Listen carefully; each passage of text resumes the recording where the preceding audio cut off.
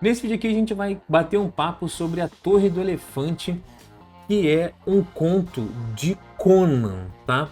Escrito pelo Robert Howard, né? Só que aqui a adaptação é feita pelo Henrique Alcatena e Cláudio Alvarez. O Cláudio Alvarez é que escreve os roteiros e o Henrique Alcatena faz a arte desse quadrinho aqui, tá? O Alcatena, para quem não sabe, ele trabalhou em A Fortaleza Móvel e o Submundo Subterrâneo e em Batman Asilo Arkham, Os Subterrâneos da Loucura. Já o Cláudio Alvarez escreveu, né, a revista Heavy Metal e O Último Detetive, tá? E eles, os dois juntos, vão fazer uma belíssima adaptação do conto original do Robert E. Howard, tá? Que tá aqui, que você encontra esse texto original aqui nesse livro aqui do Pipoca e Nanquim, tá? Ambas as edições aqui são do Pipoca e Nanquim, que também é quase que a casa editorial de Conan, né? Quase, porque tem muitas outras trabalhando Conan também. Aqui nesse livro aqui, ele é o terceiro conto, né? Aqui a gente vai ter a introdução e ele vai ser aqui, ó, no índice, o terceiro conto, tá? E eu tive que realmente vir ler isso aqui primeiro para poder depois pegar essa adaptação para saber se a adaptação ela é boa ou não, né? Desse quadrinho aqui. Então a gente vê que tá aqui, ó, começa aqui, né? Aqui a gente vê a capa da Weird Tales, tá? Que é a capa onde originalmente saiu, só que essa capa aqui não tem nada a ver com o conto de Conan, tá? É uma outra capa, uma outra história que levou ali destaque na capa. E aqui ele é todo ilustrado. Então esse texto aqui do Conan, ele é marcadinho e dividido em 3 capítulozinhos, bem dividido, bem marcado. Onde o primeiro capítulo, ele é a introdução ali, como se fosse o chamado para a aventura do Conan, né, para o personagem.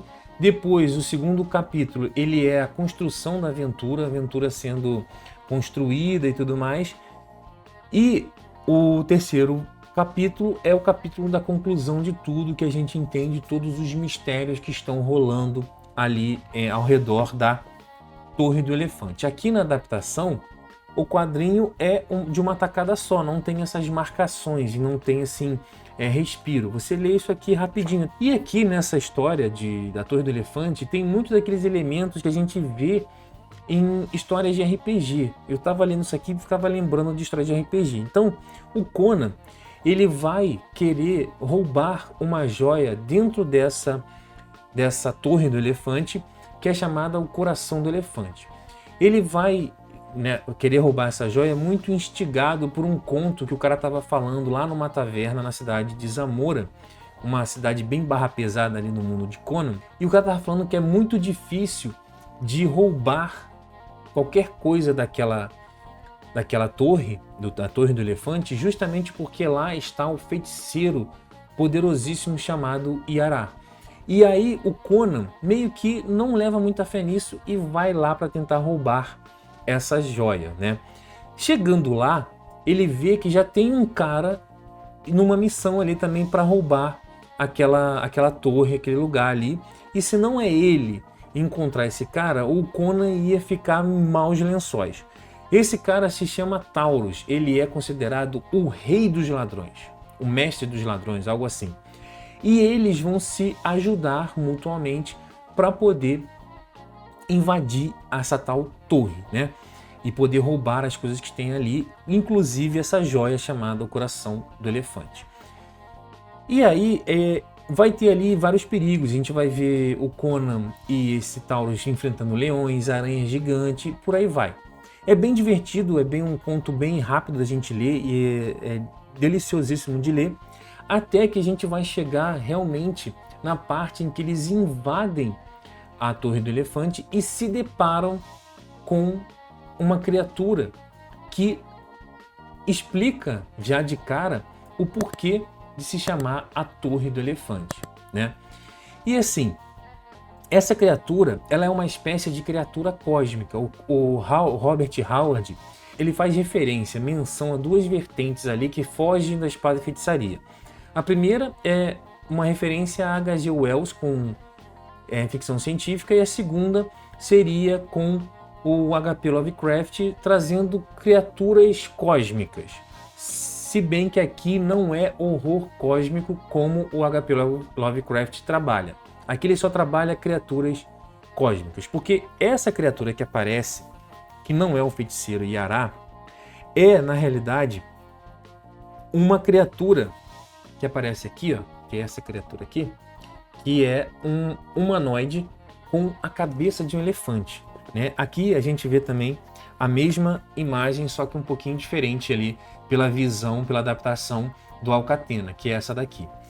E essa figura, esse ser, é um ser cósmico que ele tem essa cabeça de elefante e também asas de penas parecida com asas de anjo. E essas asas são poderosíssimas o suficiente para fazer com que eles atravessem o cosmo.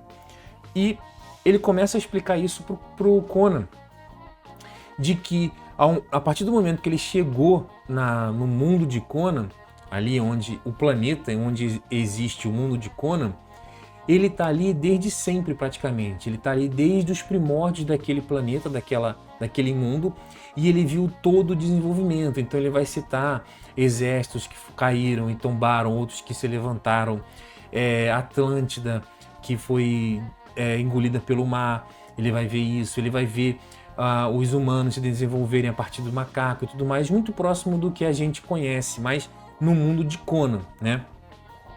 E aí a gente vê que o elemento ficção científica está aqui presente, apesar de estar ali feito de uma tal maneira que ele não causa estranheza, porque o Howard consegue trazer aquilo ali muito para a espada e feitiçaria. Então ele não é um horror cósmico, eles não vêm em nave. Eles são criaturas que vêm voando através do cosmo. E aí a gente vê que no mundo de Conan existe também um cosmo, um universo, onde existem planetas e cada planeta tem um tipo específico de criaturas e de mundos acontecendo. Talvez diversos tipos de espada e feitiçaria acontecendo nesses outros planetas através do cosmo, né? E essa criatura, né, ao chegar no planeta onde existe o mundo de Conan, ela perde suas asas, as poderosas asas que faz com que ela atravesse o cosmos. Então ela não tem como sair daquele planeta.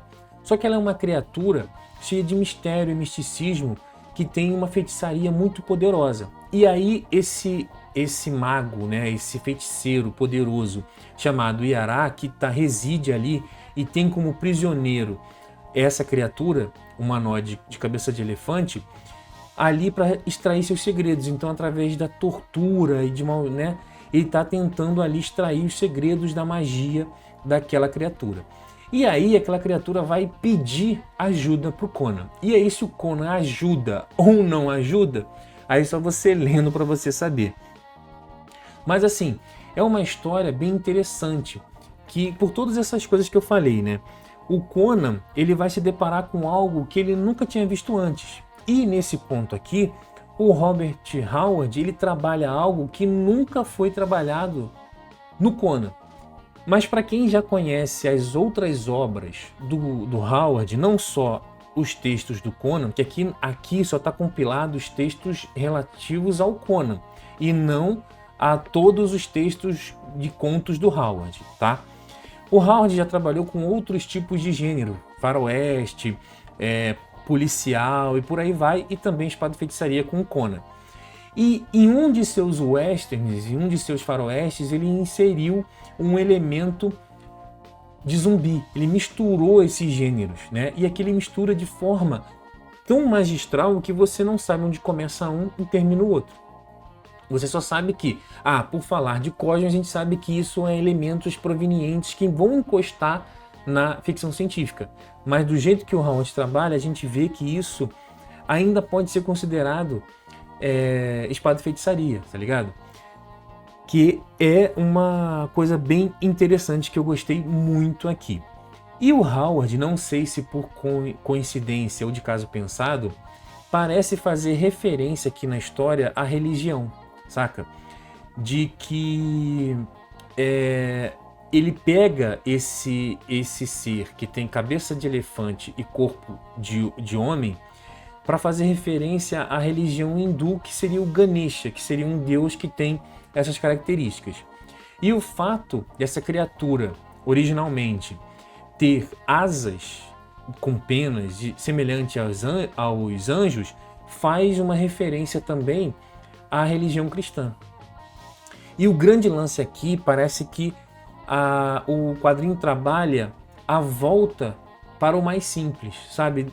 Porque todo esse desenvolvimento, toda essa complexidade que a sociedade vai se tornando, fica cada vez mais difícil conviver pacificamente.